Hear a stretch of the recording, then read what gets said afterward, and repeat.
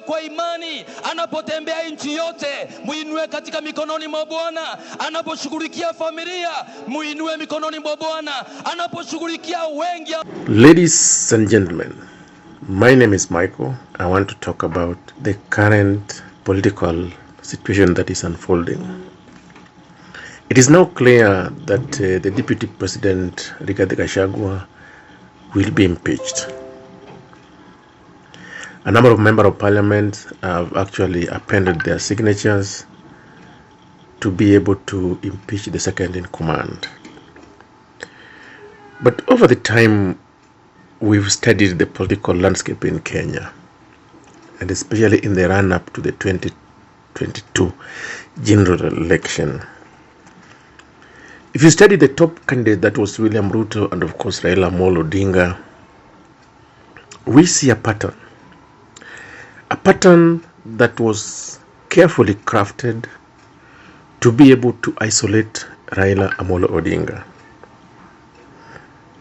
And of course, with Gachagua's gift of the gab that allowed him to speak in the Kikuyu language that helps in mobilization of the Kikuyu community.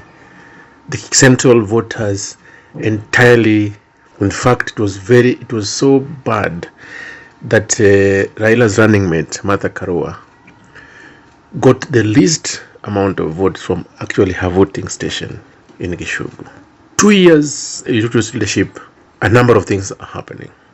In fact, it is so unfortunate that bodies who actually went around this country looking for votes have now turned to be foes, actually sworn enemies as we observe it.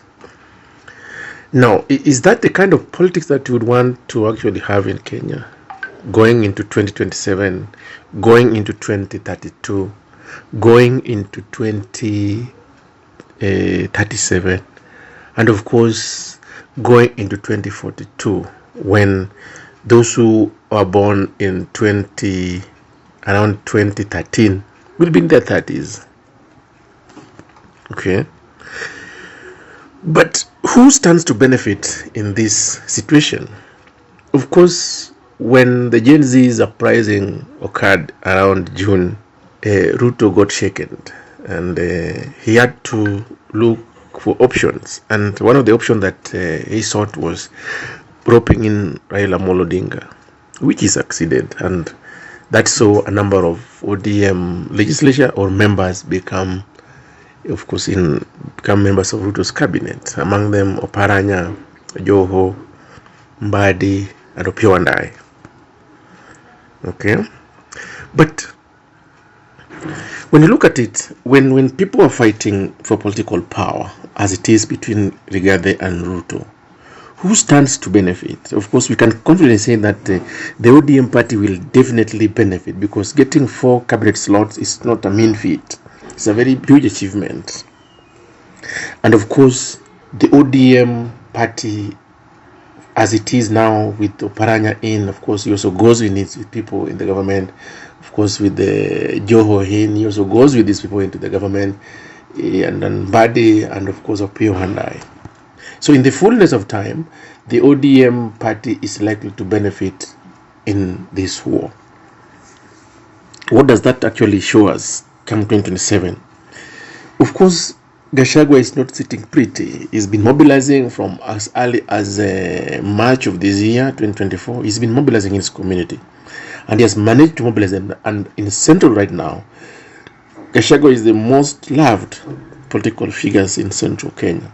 That may change or may not change, but in the event it doesn't change, will Ruto be able to manage to win 2027 election? Will Gachagua actually be able to spoil for him? Now, Ruto's only weapon for now is to actually get the ODM voting bloc. But what will happen in the event Raila doesn't get the AU chairman position? Will Raila come back and be able to support Ruto to be able to get the ODM voting bloc? We are yet to see that. But in the event Raila wins the AU post, of course, he will attribute that winning to, of course, William Ruto. And of course, the ODM voters will be very happy with Ruto. definitely it means they'll be able to vote for him. But who is likely to be the Ruto's biggest competitor come 2027? As it is now, it's not clear, because Baba is out of politics. That means he will not be able to vie in 2027. Definitely Ruto will be defending his seat.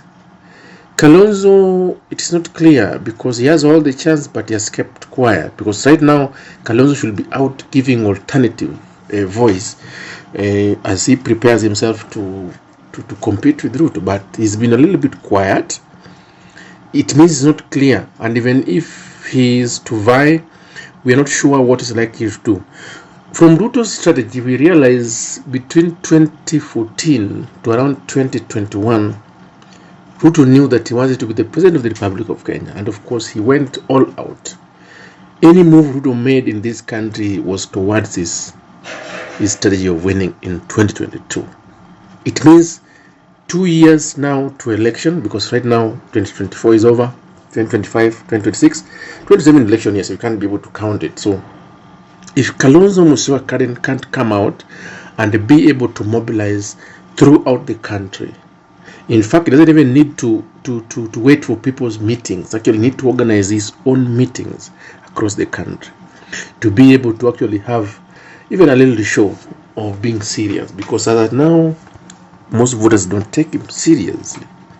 Okay, but I would want us to go back a little bit on Gachagua issue.